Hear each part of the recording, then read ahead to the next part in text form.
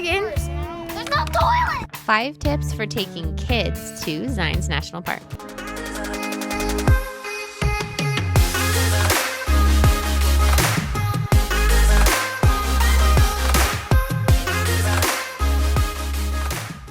Last week's episode, we got our 15-ton RV stuck in the sand for 5 hours. And once we got out, we thought that nothing was damaged and we were good to get on the road again. But then this happened. Okay, so we're going up and down in the RV, and it was really gradual. It started really little, and now it's kind of crazy and big. And so we're gonna pull off the road right now, and we're gonna try and figure out what's happening. It's not good. I don't know what in the world this could be. Okay, so we're bouncing up and down the road like crazy. Called a friend and gave me some advice. Broken off. So as you can see, that guy's broken off of there. So I'm gonna wrap that puppy together and see if that works. Yeah. Yay! Good job, Daddy! Fixing our RV again. So look at this. We're not bouncing up and down. So nice. So amazing. We stayed at this great KOA in Springville, Utah, and here's just a taste of how much fun we had.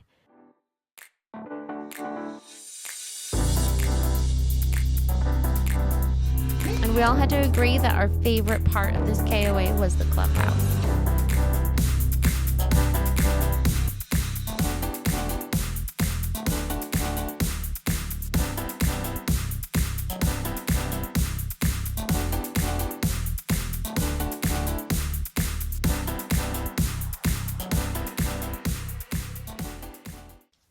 First tip is finding a dispersed camp spot. And when we have a nice dispersed camp spot that's far away from lots of people, my kids can make as much noise as they want. It reduces the stress a ton. I don't have to worry about the kids being too loud and bothering other people in the campground. We have our own space where the kids can run around, play tag, yell, have fun, and just be kids like they should be, especially when you're on vacation. Right here you can see where we stayed at Zions National Park. It turned out to be a perfect spot. You can see in the description below a link to the dispersed camp spot that we stayed at. Here we said we would never try and find a dispersed campground when it was really dark. Where should I go? Probably up in front, maybe.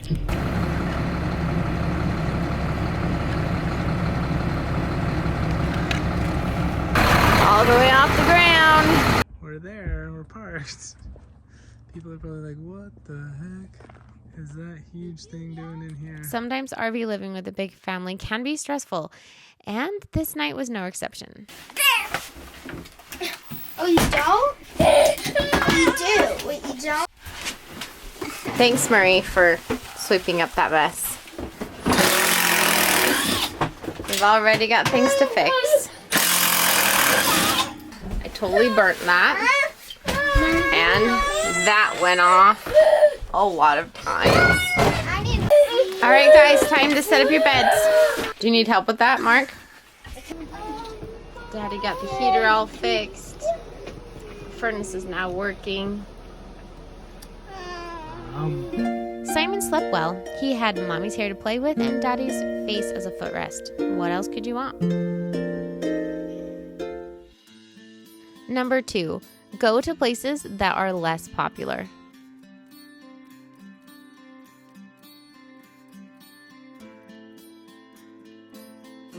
The most busy and populated part of Zions National Park is right here. So we started way over here at Kolob Canyons. There's a hike over here that was less popular, and it was so nice to start our journey off there. We didn't have to worry about long lines or even trying to find a parking spot. We do go to the busy part of Zions though the next day. If you want to see what happens then and how we beat the system to get a parking spot, then click up here. The busy part of Zions National Park has some amazing hikes to offer. Also, some of the most dangerous. But the point of bringing children to a national park is to help them have a positive experience so that they'll appreciate nature and want to come back. So So our first hike we went to, and only hike on our first day, was located at Kolob Canyons. Have you got your box, your treasure? Ezra, you so excited we're gonna go on a hike? Don't eat the snow, it's dirty. The kids were able to run around and play and really take this hike at their own pace. Yeah, this trail, it's a little wet.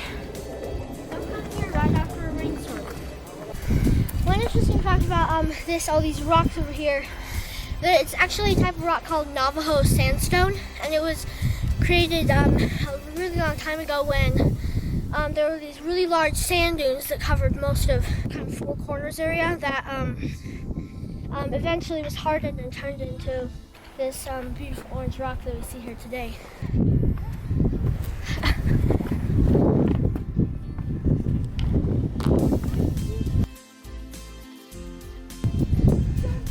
I'm just doing a video.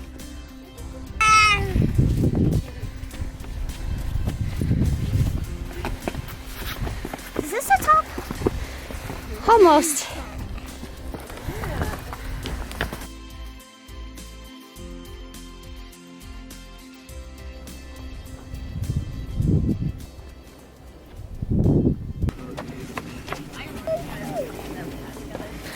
Hey, Ezra. Hey, Simon. Do you have a sliver? No, I just had some thorns from a cactus. Oh, just what? Snow is so fun.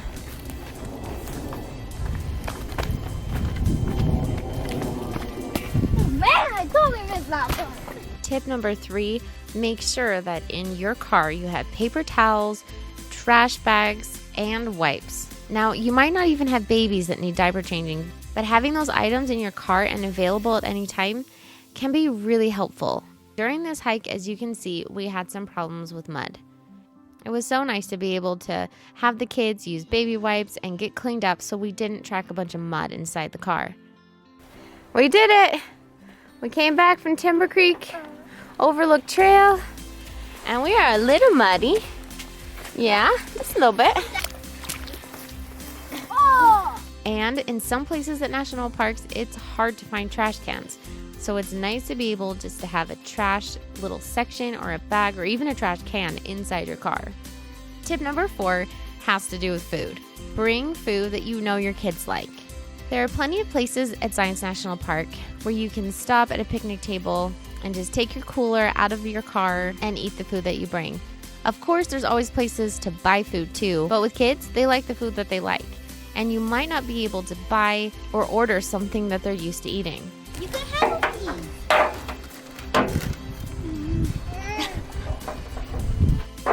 It's not too bad of a backdrop scenery. On our way back to the RV, we passed by a mini Wild West town, and we can't resist. And tip number 5 is, don't be afraid to go outside of the park and find out what's fun for the kids. This was a super fun place. It only cost $1 to feed the animals. It's located right here. Do you want to just sell our RV and just travel in this? No. Actually, no. No? It's kind of a cool wagon. There's no toilet. I wonder if this is like a normal size for wagon that they had back then. Are you just like a little poster child? Little Gerber baby? We had a lot of fun, and it was nice to just do something laid back. It was outside the park, and practically no one was there. Are they called pygmy goats or something? Those have, some of them have 3 and some of them have 2 horns. Some of them have 3 horns. I don't want to eat my carrot. Does this one want to eat my carrot? It's a fun surprise to see how excited Simon gets about feeding the animals. Barley is not good.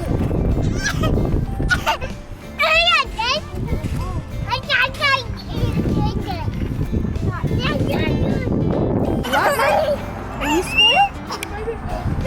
Scary. Wow, it's hard to take a bite out of this. Oh, he just took off. Just remember, the carrots are for the animals, not the kids.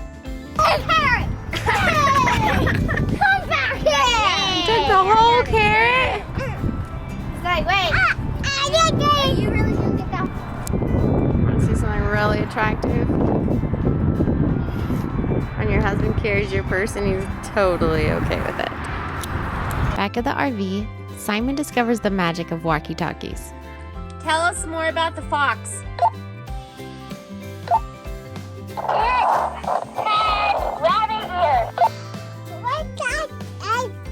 Rabbit ears? The fox had rabbit ears? Maybe it was a rabbit. Here is the experiment. Will barbecued French fries pan out? Stay tuned. We had some fun today. Adam is cooking some burgers on a grill. I got on my phone to look at our channel comments, and I read a comment that literally got me emotional. So this is what he said. I won't read all of it. Really pleased to have stumbled across your channel basically because of the autism connection, and it's refreshing to see a family just keeping it real and down to earth. Have subbed to your channel and really hope it gains traction and grows.